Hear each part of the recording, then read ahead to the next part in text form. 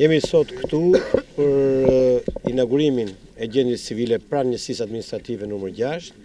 Është një zonë me 40.000 banor, e cila nuk e merrte këtë shërbim, por e merrte diku në njësitë e tjera. Sot ne japim mundësi çdo banorit të kësaj zone që të vijë të marrë gjendjen civile, pra të tërheqë certifikat dhe të kryejë shërbimet e tjera në këtë njësi administrative, duke mos u sorollatur, por njëkohësisht duke patur shumë afër për mos të humbur kohë. Ky është një vendim i marrë edhe nga Këshilli Bashkiak në mënyrë unanime dhe falë qeverisë shqiptare sot këtë nismën tonë e kemi bërë realitet. Unë dua të falenderoj qeverinë shqiptare, kryeministrin, ministrin e brendshëm, që i dha mundësi gjithë kësaj zone të marrin një shërbim pa humbur kohë dhe një cilësi shumë më të lartë. Zotëri, 10 vjet që jeni kryetar bashkie, pse tani kjo gjendje civile ngritur se vendosën më herët në kënet, ju e qoni ish-durësi ri këtë? Padyshim që nuk ka qenë e thjesht, duhen financime, duhen edhe bazë ligjore, e cila u bë realitet mbas ardhjes së qeverisë Rama, e cila mori në shqyrtim, sepse më përpara as nuk u merrën në shqyrtim kërkesat tona, ndërsa sot jemi në këtë fakt që mbas kërkesave të Bashkisë së Durrësit, mbas vendimit të Këshillit Bashkiak, qeveria reflektoi, krijoi gjithë bazën ligjore, krijoi gjithë mundësinë që kjo njësi administrative të funksionojë normal si gjithë njësitë administrative që punojnë në Durrës, pra duke i dhënë të gjitha shërbimet dhe shërbimi i munguar që u varta nga Ministria e Brendshme është shërbimi i dhënies së certifikatave. Ky shërbim tashmë do të jepet. Zoti Dako, prej disa kohë sulmoheni mjaftashëm nga zoti Koka. Keni koment rreth gjendja civile ka rëndësi. Ju kemi dhënë përgjigje, për ne e rëndësishme është i shërbejmë qytetarëve, janë qytetarët të cilët na vlerësojnë punën tonë dhe nuk merrem me llafe, po merrem me punë. Kesha deri diku do thotë për im. Qose ti e merr kështu, vazhdo ti. Ne po i përgjigjemi shumë sakt nëpërmjet punës. Përgjigja jonë për çdo akuzë që bie është të shërbejmë qytetarëve, të cilët e japin përgjigjen e tyre siç e kanë dhënë 3 rrjesh dhe siç do të japin më 18 qershor. Tani unë jam shumë i bindur që edhe këtu mes nesh ka gati 2 botë. Pra, nëse ju jeni të interesuar për atë që ndodh në politikë zakonisht, këta njerëz janë interesuar për sa i shërbejmë ne qytetarëve. Jo vetëm këtu, po në të gjithë Shqipërinë. Këtu jemi në Durrësin e Ri. Është një gati qytet i tërë, i cili po shndrohet i tillë fal investimeve në infrastrukturë, ndërkohë që nga ana tjetër mbi 40.000 banor kanë më shumë se sa 10 vite që nuk merrnin dot as shërbimet minimale siç janë shërbimet e gjendjes civile.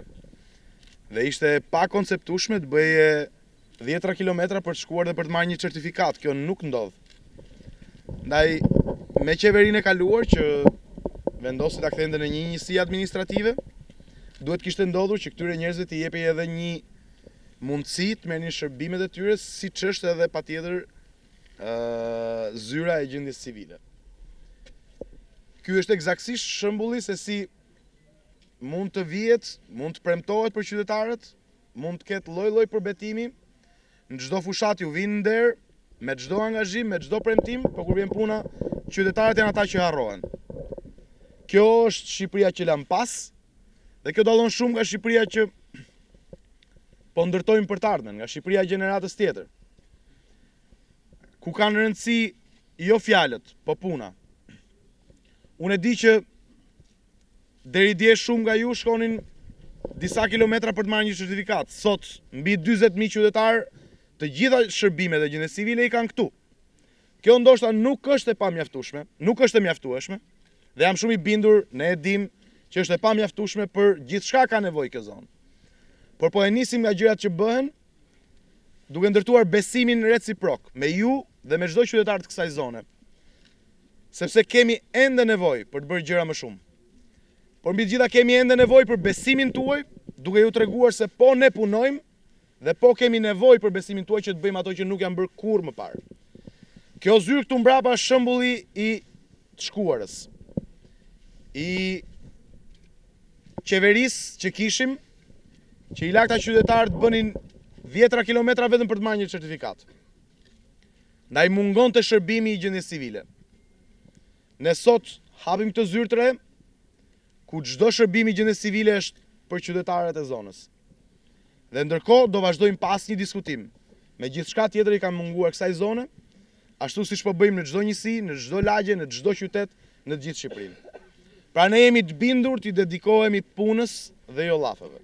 Unë e kuptoj që politika ju del nga televizori me lloj-lloj historirash. Por ajo që ka rëndësi në fund ditës për qytetarët, ajo që ka rëndësi në fund ditës për ju, është puna.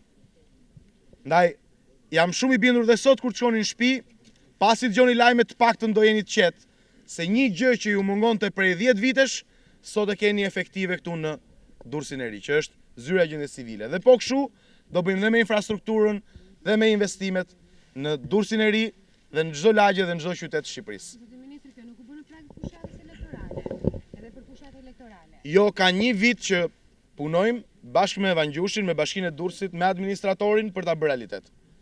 10 vitet e mungesës kësaj zyre nuk zhbeheshin dot brenda një dite. Na u desh mbi një vit punë për bazën ligjore, për infrastrukturën, për ta bërë realitet funksionimin e kësaj zyre. Ne mund vinim dhe më herët dhe thonim kemi ndërmend të hapim një zyrë. Kemi ndërmend që të shërbejmë për këta qytetarë me shërbimet e gjendjes civile. Nuk e bëm këtë sepse ne flasim me punën. Për ne ka rëndësi që qytetarët marrin shërbimin që ju takon. Për ne ka rëndësi që qytetarët bëjnë vetë dallimin e të shkuarës me harres dhe braktisje dhe tashmes me punë dhe të ardhmes me besimin reciprok që do bëjmë një Shqipëri më të mirë. Faleminderit gjithëve.